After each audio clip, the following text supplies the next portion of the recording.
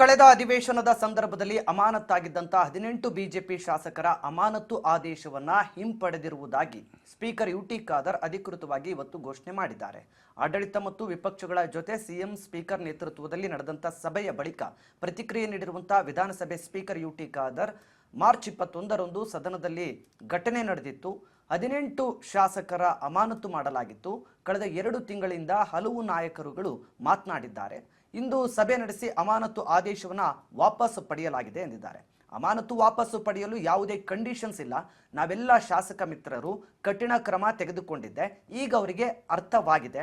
ಮುಂದೆ ಈ ರೀತಿ ಆಗಲ್ಲ ಅಂತ ಭಾವಿಸಿದ್ದೇನೆ. ಸ್ಪೀಕರ್ ಪವರ್ನಲ್ಲಿ ಕ್ರಮ ತೆಗೆದುಕೊಳ್ಳಲಾಗಿತ್ತು ಅಂತ ಹೇಳಿದ್ದಾರೆ. 2 ತಿಂಗಳ ಕಾಲ ಅವಕಾಶ ಕೊಡಲಾಗಿತ್ತಲ್ಲ, ಯಾರೂ ಕೋರ್ಟ್ಗೆ ಹೋಗಿಲ್ವಲ್ಲ ಅಂತ ಹೇಳಿದ್ರು.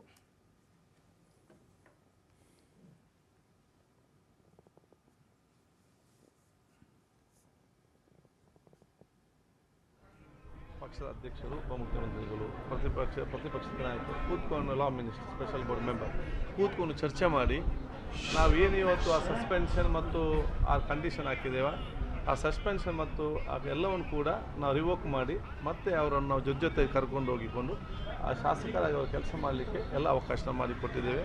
ಅದಕ್ಕೆ ಸಸ್ಪೆನ್ಷನನ್ನು ಸಂತೋಷದಿಂದ ನಾವು ರಿವೋಕ್ ಮಾಡಿದ್ದೇವೆ. Condition ಅಪ್ಲೈನಾ sir? ಕಂಡೀಷನ್ ಏನು ಅಂದರೆ ನೋಡಿ ಯಾಕೆ ಕಂಡೀಷನ್? ಅವ್ರು ನಮ್ಮ ಶಾಸಕ ಮಿತ್ರರು, ಒಂದು ಶಾಸಕ ಪಕ್ಷ ನಾಯಕರು, ಮುಖ್ಯಮಂತ್ರಿಗಳು, ಪಕ್ಷದ ಅಧ್ಯಕ್ಷರು, ಉಪಮುಖ್ಯಮಂತ್ರಿಗಳು, ಪ್ರತಿಪಕ್ಷದ ನಾಯಕರು ಕೂತ್ಕೊಂಡು, law minister, special board member ಕೂತ್ಕೊಂಡು ಚರ್ಚೆ ಮಾಡಿ ನಾವೇನು ಇವತ್ತು ಆ ಸಸ್ಪೆನ್ಷನ್ ಮತ್ತು ಆ ಕಂಡೀಷನ್ ಹಾಕಿದ್ದೇವೆ, ಆ ಸಸ್ಪೆನ್ಷನ್ ಮತ್ತು ಅದೆಲ್ಲವನ್ನು ಕೂಡ ನಾವು ರಿವೋಕ್ ಮಾಡಿ ಮತ್ತೆ ಅವರನ್ನು ನಾವು ಜೊತೆ ಕರ್ಕೊಂಡು ಹೋಗಿಕೊಂಡು ಆ ಶಾಸಕರಾಗಿ ಅವರು ಕೆಲಸ ಮಾಡಲಿಕ್ಕೆ ಎಲ್ಲ ಅವಕಾಶ ಮಾಡಿಕೊಟ್ಟಿದ್ದೇವೆ.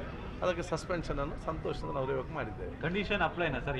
ಕಂಡೀಷನ್ ಏನು ಅಂದರೆ ನೋಡಿ ಯಾಕೆ ಸರಿಯಾಗಿ ನಡಿಬೇಕು ಅನ್ನೋ ದೃಷ್ಟಿಯಿಂದ ಸನ್ಮಾನ್ಯ ಎಚ್ ಕೆ ಪಾಟೀಲ್ ಅವರಿಂದ ಹಿಡಿದು ಮುಖ್ಯಮಂತ್ರಿಗಳು ಎಲ್ಲರೂ ಕೂಡ ಪಾಸಿಟಿವ್ ಆಗಿ ಇದನ್ನು ಇಲ್ಲಿಗೆ ಅಂತ್ಯ ಮಾಡೋಣ ಅಂತ ಹೇಳಿದ್ದಾರೆ.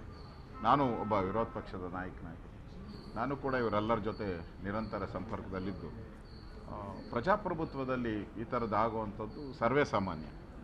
ಅದನ್ನು ಎಲ್ಲರೂ ಕೂಡ ಪಾಸಿಟಿವ್ ಆಗಿ ತೊಗೊಂಡು ಕೆಲಸ ಮಾಡಬೇಕು ಅನ್ನೋ ದೃಷ್ಟಿಯಿಂದ ಸದನದ ಗೌರವ ದೃಷ್ಟಿಯಿಂದ ಮಾತಾಡಿದ್ದೀನಿ. ಮುಖ್ಯಮಂತ್ರಿಗಳು ಅದಕ್ಕೆ ಸ್ಪಂದನೆ ಮಾಡಿದ್ದಾರೆ. ನಾವು 18 ಶಾಸಕರು ಕಾತರಾಗಿದ್ದೀವಿ. ಬಹುಶಃ ಇವತ್ತು ವಾಪಸ್ ತಗೊತಾರೆ ಅಂತ ಯಾರ್ಯಾರು ನಾವೆಲ್ಲ ಕೂಡ ಸಸ್ಪೆಂಡ್ ಆದವರು ಕೂಡ ಇವತ್ತು ಒಂದು ಆಸೆ ಇಟ್ಕೊಂಡು ಇವತ್ತು ವಾಪಸ್ ತೆಗಿತಾರೆ ಅಂತ ಅಂದ್ಬಿಟ್ಟು ನಾವು ಕೂಡ ಕಾಯ್ತಾ ಇದ್ದೀವಿ. ಇವತ್ತು ಮುಖ್ಯಮಂತ್ರಿಗಳು, ಸ್ಪೀಕರ್ ಅವರು ಸಕಾರಾತ್ಮಕವಾಗಿ ಸ್ಪಂದಿಸಿದ್ದಾರೆ. ಬಹುಶಃ ಇವತ್ತು ಸಾಯಂಕಾಲ ಒಳಗಡೆ ಏನು ಅಮಾನತನ್ನು ವಾಪಸ್ ಪಡಿತಾರೆ ಅಂತ ಒಂದು ಭರವಸೆ ಕೂಡ ಕೊಟ್ಟಿದ್ದಾರೆ. ಅದಕ್ಕೆ ನಾವು ಸ್ವಾಗತವನ್ನು ಬಯಸ್ತೀವಿ. ಹೋರಾಟದಲ್ಲಿ ಅನೇಕ ಹುಮ್ಮಸ್ಸುಗಳಲ್ಲಿ ಜಾಸ್ತಿ ನಾವು ಎಕ್ಸ್ಪ್ರೆಷನ್ ಆಗಿ ಗಲಾಟೆ ಮಾಡಿದ್ದು ನಿಜ. ಅದಕ್ಕೆ ಕೂಡ ನಾವೆಲ್ಲ ಕೂಡ ಒಂದು ವಿಷಾದವನ್ನು ವ್ಯಕ್ತಪಡಿಸಿದ್ದೀವಿ. ಆ ದೃಷ್ಟಿಯಿಂದ ಸನ್ಮಾನ್ಯ ಆರ್ ಅಶೋಕ್ ಅವರು ಮತ್ತು ಸನ್ಮಾನ್ಯ ಮುಖ್ಯಮಂತ್ರಿಗಳು ಕೂಡ ನಾನು ನಿಜ ಅವ್ರಿಗೆ ಕೂಡ ನಾನು ಎಲ್ಲ ಶಾಸಕರ, ಅಮಾನತು ಶಾಸಕರ ಪರವಾಗಿ ಧನ್ಯವಾದ ಹೇಳ್ತಾ ಇದ್ದೀವಿ.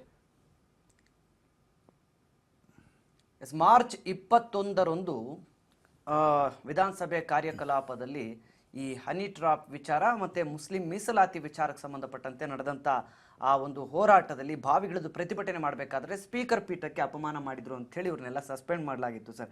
ಈ ಹಿಂದೆ ಯಾವ ಸ್ಪೀಕರು ಕೂಡ 18 ಶಾಸಕರನ್ನು ಏಕಕಾಲಕ್ಕೆ ಒಂದೇ ಸರಿ 6 ತಿಂಗಳವರೆಗೂ ಸಸ್ಪೆನ್ಷನ್ ಮಾಡಿರಲಿಲ್ಲ ಸರ್. ಫಸ್ಟ್ ಟೈಮ್ ಆ ಥರ ಒಂದು ದೃಢ ನಿರ್ಧಾರ ತಗೊಂಡ್ರು ಮತ್ತು ಆಮೇಲೆ ಬದ್ಧವಾಗಿ ನಿಂತ್ಕೊಂಡಿದ್ರು ಸರ್, ನಾನು ಪಡೆಯೋದೇ ಇಲ್ಲ ಅಂತ. ಅಲ್ಲ, ಒಂದೇನಂತಂದರೆ ಎಲ್ಲ ಶಾಸಕರಿಗೂ ಇದೊಂದು ಪಾಠ. ಅಂದರೆ ಸಭಾಧ್ಯಕ್ಷ ಪೀಠಕ್ಕೆ ಯಾವ ರೀತಿ ಗೌರವ ಕೊಡಬೇಕು ವಿಧಾನಸಭೆ ಒಳಗಡೆ ಅಂತಕ್ಕಂಥದ್ದು ಎಲ್ಲರಿಗೂ ಅದು ಕಲಿಬೇಕಾದಂಥ ವಿಚಾರ. ಅದು ಯಾಕಂದರೆ ಅಗೌರವ ತೋರ್ತಕ್ಕಂಥದ್ದಲ್ಲ. ಯಾಕಂದರೆ ಒಬ್ಬ 224 ಶಾಸಕರನ್ನು ನಿಭಾಯಿಸಲು ಒಬ್ಬ ಅಧ್ಯಕ್ಷರನ್ನು ನೇಮಕ ಮಾಡಿರ್ತಾರೆ ಎಲ್ಲರೂ ಸೇರಿ. ಅಧ್ಯಕ್ಷರಿಗೆ ನ್ಯಾಯಪೀಠ ಇದ್ದಂಗೆ. ನ್ಯಾಯಪೀಠಕ್ಕೆ ಗೌರವ ಕೊಡಬೇಕಾದದ್ದು ಎಲ್ಲರ ಕರ್ತವ್ಯ. ನಾವೇನೇ ಪ್ರತಿಭಟನೆ ಮಾಡಲಿ, ಯಾವುದೇ ಇದು ಮಾಡಲಿ, ಅದು ನಮ್ಮ ಇತಿಮಿತಿ ಒಳಗಡೆ, ನಮ್ಮ ವ್ಯಾಪ್ತಿ ಒಳಗಡೆ ಅವರು ಮಾಡಬೇಕಾಗತ್ತೆ. ಶಾಸಕರು ಅವ್ರ ಇತಿಮಿತಿಯನ್ನು ಅರ್ಥಕೊಂಡು ಪ್ರತಿಭಟನೆಯನ್ನು ಮಾಡಬೇಕಾಗತ್ತೆ, ಕೂಗಾಡಬೇಕಾಗತ್ತೆ. ಅದು ಶಾಸನ ಸಭೆ ಇರತಕ್ಕಂಥದ್ದು ನೀವು ಗುದ್ದಾಡಿ ಹೋರಾಟ ಮಾಡಿ ಬಡದಾಡಿ ಅನ್ನೋಕ್ಕಲ್ಲ. ಚರ್ಚೆ ಮಾಡಿ, ಸೂಕ್ತವಾದ ನೀತಿ ನಿಯಮಗಳೊಂದಿಗೆ ಚರ್ಚೆ ಮಾಡಿ, ಪ್ರಜಾಪ್ರಭುತ್ವ ವ್ಯವಸ್ಥೆಯಲ್ಲಿ ಏನೆಲ್ಲ ಮಾತಾಡ್ಬೋದೋ ಅದನ್ನೆಲ್ಲ ಮಾಡಿ, ಕಾನೂನು ವ್ಯಾಪ್ತಿಯೊಳಗೆ ನೀವೆಲ್ಲ ಕೆಲಸ ಮಾಡಿ ಅಂತ ಅನ್ನೋದಕ್ಕೋಸ್ಕರ ಇರುತ್ತೆ. ಆದರೆ ಇವರು ಒಂಥರ ಬೀದಿ ಗೂಂಡಗಳ ತರ ಸದನದ ಒಳಗಡೆ ಹೋಗಿ ವರ್ತಿಸಿದ್ರೆ ಅತಿರೇಕ ಆಗಿತ್ತು ಸರ್. ಈ ಹಿಂದೆ ಕೂಡ ಸ್ಪೀಕರ್ನ ಎಳೆದು ಕಾಂಗ್ರೆಸ್ನವರು ಬಿಜೆಪಿ ಇಬ್ರಿಗೂ ಇದು ಪಾಠನೆ, ಇಬ್ರಿಗೂ ಪಾಠನೆ. ಇದೇನು ನಾನು ಯಾರೋ ಒಂದು ಪಕ್ಷದ ಶಾಸಕರಿಗೆ ಅಥವಾ ಅಂತಲ್ಲ, ಎರಡೂ ಪಕ್ಷದ ಎಲ್ಲ ಪಕ್ಷದ ಶಾಸಕರಿಗೂ ಇದೊಂದು ಪಾಠ ಇದು. ಸ್ಪೀಕರ್ ನಿರ್ಧಾರ ಕರೆಕ್ಟ್ ಆಗಿತ್ತು, ಸ್ಪೀಕರ್ ದಿಟ್ಟ ನಿರ್ಧಾರವನ್ನು ಕೈಗೊಂಡಿದ್ರು.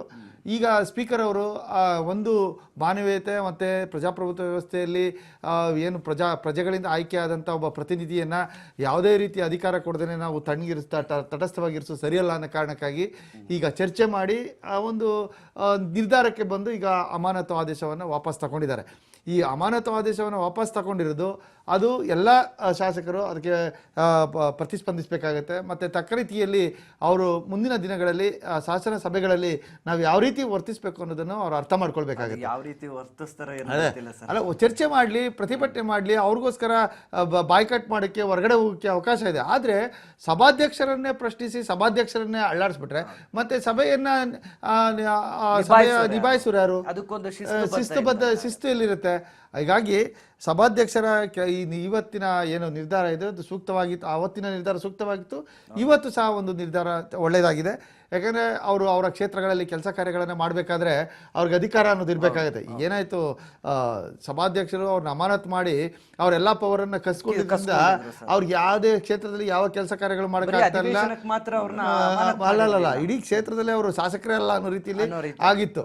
ಈಗ ಅವರ ಶಾಸಕತ್ವ ಮತ್ತೆ ಜೀವ ಬಂದಂತಾಗಿದೆ ಅವ್ರಿಗೆ. ಮತ್ತೆ ಅವರ ಕೆಲಸ ಕಾರ್ಯಗಳನ್ನು ಅವರ ಕ್ಷೇತ್ರಗಳಲ್ಲಿ ನಿಭಾಯಿಸಬಹುದು. ಅವರ ಹಕ್ಕು ಏನಿದೆ ಸುಮಾರು 2 ತಿಂಗಳುಗಳ ಕಾಲ ಈಗಂತೂ ಒಂದು ಪಾಠ ಆಗಿದೆ. ಅವರ ಕ್ಷೇತ್ರದಲ್ಲಿ ಏನು ಅವ್ರ ಹಕ್ಕಿದೆ ಅದನ್ನು ಚಲಾಯಿಸಬಹುದು. ಅವ್ರ ಕ್ಷೇತ್ರದಲ್ಲಿ ಇರ್ತಕ್ಕಂಥ ಹಕ್ಕು, ಸಭೆ ಸಮಾರಂಭಗಳಲ್ಲಿ ಪ್ರೋಟೋಕಾಲ್ ಏನಿದೆ ಅದನ್ನು ಪಾಲಿಸಬೇಕಾಗುತ್ತೆ. ಶಾಸಕರು ಆ ಪ್ರೋಟೋಕಾಲ್ಗೆ ಅರ್ಹರಾಗಿರ್ತಾರೆ. ಈಗ ಮೊದಲೇನಾಗಿತ್ತು, ಆ ಪ್ರೋಟೋಕಾಲ್ಗೆ ಅರ್ಹರಾಗಿರಲಿಲ್ಲ. ಈಗ ಇವತ್ತು ಅಮಾನತು ಆದೇಶ ವಾಪಸ್ ತಗೊಂಡಿದ್ದ ಕೆಡಿಪಿ ಸಭೆಗಳಿಗೂ ಆಗಕ್ಕಾಗಲ್ಲ, ಅದು ಪ್ರೋಟೋಕಾಲ್ ಅವ್ರಿಗೆ ಅವಕಾಶನೇ ಇರಲ್ವಲ್ಲ. ಹೆಂಗೆ ಅವ್ರಿಗೆ ಅವಕಾಶ ಕೊಡ್ತಾರೆ? ಅಮಾನತೆ ಆಗ್ಬಿಟ್ಟಿರ್ತಾರೆ, ಅವ್ರ ಸದಸ್ಯತ್ವನೇ ಅನುರ್ಜಿತ ಆದ ರೀತಿಯಲ್ಲಿ. ಅಂದ್ರೆ ಈಗ ಸಭಾಧ್ಯಕ್ಷರ ನಿರ್ಧಾರದಿಂದ ಈಗ ಅವರು ಎಲ್ಲಾ ಪ್ರೋಟೋಕಾಲ್ಗಳಿಗೂ ಅರ್ಹರಾಗಿರ್ತಾರೆ. ಅಟ್ಲೀಸ್ಟ್ ಮುಂದಿನ ಅಧಿವೇಶನಗಳಲ್ಲಾದ್ರೂ ಈ ಎಲ್ಲಾ ಶಾಸಕರು ಅರ್ಥಕೊಂಡು ಇನ್ನೇನು ಮಳೆಗಾಲದ ಅಧಿವೇಶನ ಆರಂಭ ಆಗುತ್ತೆ, ಆ ಸಂದರ್ಭದಲ್ಲಾದ್ರೂ ರಾಜ್ಯದ ಒಂದು ಹಿತಕ್ಕಾಗಿ ಎಲ್ಲರೂ ಒಂದು ಒಕ್ಕೋರಲವಾದ ರಾಜ್ಯದ ಹಿತಕ್ಕಾದ್ರೆ ಅವರ ಕ್ಷೇತ್ರದ ಹಿತಕ್ಕಾದ್ರೂ ಕೆಲಸ ಮಾಡಲಿ ಅಷ್ಟೇ.